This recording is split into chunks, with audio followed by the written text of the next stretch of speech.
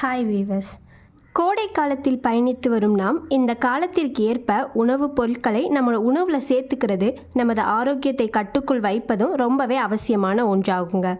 ஒரு மிகச்சிறிய விதை நமது உடலில் மிகப்பெரிய மாற்றங்களை ஏற்படுத்தும்னு சொன்னால் நீங்கள் நம்புவீங்களா? ஆனால் அதாங்க உண்மை. திருநீற்று பச்சைன்னு சொல்லக்கூடிய செடியிலிருந்து கிடைக்கிற விதை தாங்க இந்த சப்ஜா விதை. சப்ஜா விதையோட நன்மைகள்லாம் என்னன்னாங்க இன்னைக்கு நம்ம பார்க்க போகிறோம். கடுகு சிரித்தாலும் காரம் குறையாதுன்னு சொல்லுவாங்க. அது போல தான் சப்ஜா விதைகள் பார்ப்பதற்கு மிகச்சிறிய அளவில் இருந்தாலும் இதன் மூலமாக நமது உடல் ஆரோக்கியத்திற்கு கிடைக்கும் நன்மைகள் பலங்க. சப்ஜா விதையை நேரடியாக சாப்பிடுவதை காட்டிலும் ஊற வச்சு எடுத்துக்கொண்டா அதன் பலன்கள் இன்னும் சிறப்பாக இருக்குங்க. சப்ஜா விதையை இரவில் ஊற வச்சு விட்டு மறுநாள் பயன்படுத்தலாங்க. இதை ஒரு 15 நிமிஷம் ஊற வச்சாலே நல்லா பெருசாக வந்துடுங்க. ஊற வச்ச பின் பார்ப்பதற்கு ஜவ்வரிசி போல இருக்குங்க. இதை நன்னாரி, ரோஸ் மில்க் ஷேக், சாலட் இதிலெல்லாம் பயன்படுத்துவாங்க. இந்த சப்ஜா விதையை நம்ம தினசரி பயன்படுத்துவது கிடையாது. ஆனால் இந்த விதையோட மருத்துவ குணங்கள் தெரிஞ்சுக்கிட்டா இதை நம்ம டெய்லி சாப்பிட தவற மாட்டோங்க. இந்த சப்ஜா விதையோட மருத்துவ குணங்கள்லாம் என்னென்னன்றதை இப்போ பார்க்கலாம். உடல் எடையை குறைக்கும். சப்ஜா விதையில் அதிக அளவு நார்ச்சத்து இருக்கின்றன. இந்த விதையை நம்ம எடுத்துக்கும் போது உடனடியாக வயிறு நிரம்பிய உணர்வு ஏற்படுங்க. உணவின் மீது திருப்தி ஏற்படுவதால் நம்ம அதற்கு மேல் அதிக கலோரி எடுத்துக்கொள்வதை கட்டுப்படுத்த முடியும். இதன் மூலம் உடல் எடையை குறைப்பது, கொழுப்புகள் சேர்வதை தடுத்து நமது எடையை கட்டுக்குள் வைத்திருக்க முடியுங்க. ஸோ உடல் எடையை குறைக்கணும்னு நினைக்கிறவங்க டெய்லியுமே இந்த சப்ஜா விதையை எடுத்துக்கலாங்க. ரத்த சர்க்கரை அளவை குறைக்குதுங்க.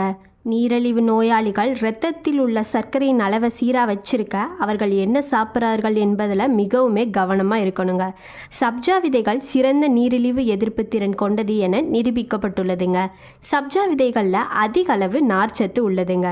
சர்க்கரை நோயாளிகளுக்கு உணவுக்கு முன்பு இந்த சப்ஜா விதையை தவறாமல் எடுத்துக்கிட்டோம்னா இரத்தத்தில் குளுக்கோஸ் அளவு அதிகரிப்பதை தடுக்குதுன்னு நிரூபிக்கப்பட்டுள்ளதுங்க. ஸோ இந்த சர்க்கரை நோயாளிகள் டெய்லியுமே சப்ஜா விதையை எடுத்துக்கலாங்க. நீர்ச்சத்துடன் இருக்க உதவுதுங்க.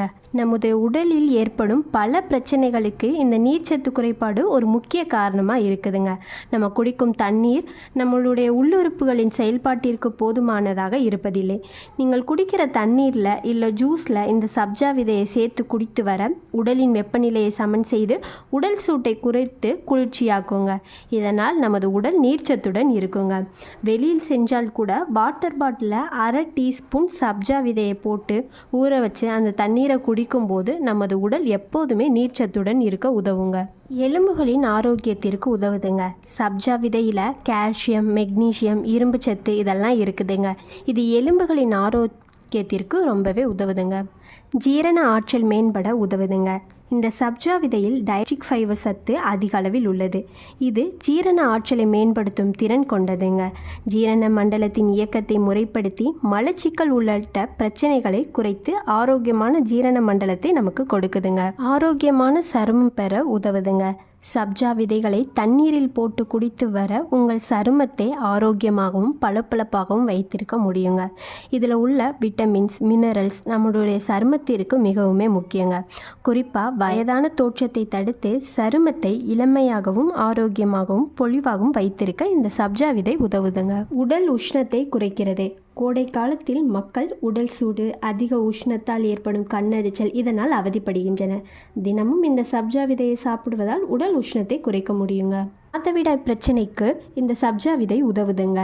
மாதவிடாய் நேரத்தில் ஏற்படும் அடிவயிற்று வலியை இந்த சப்ஜா விதை குறைக்குதுங்க. பெண்களுக்கு ஏற்படும் வெள்ளைப்படுதல் பிரச்சனையையும் இந்த சப்ஜா விதை தடுக்குதுங்க. சிறுநீர் பிரச்சனையை குறைக்க உதவுதுங்க. சிறுநீர் பாதையில் ஏற்படும் சிறுநீர் கடுப்பு, எரிச்சல் போன்றவற்றை குணப்படுத்த இந்த சப்ஜா விதையை நம்ம டெய்லியுமே எடுத்துக்கிறது ரொம்ப நல்லதுங்க. இரத்த சோகையை தடுக்குதுங்க. இதில் அதிக அளவு இரும்பு சத்து இருக்கிறனால அனிமியான்னு சொல்லக்கூடிய இரத்த சோகையை இது தடுக்குதுங்க. சப்ஜா விதையை நம்ம டெய்லியுமே எடுத்துக்கிறனால கிடைக்கிற நன்மைகள்லாம் என்னென்னன்றதை இந்த வீடியோவில் பார்த்தோம். இந்த வீடியோ பிடிச்சா லைக் பண்ணி, கமெண்ட் பண்ணி, சப்ஸ்கிரைப் பண்ணி சப்போர்ட் பண்ணுங்கள். மேலும் பயனுள்ள வீடியோலாம் அப்லோட் பண்ணுறோம்.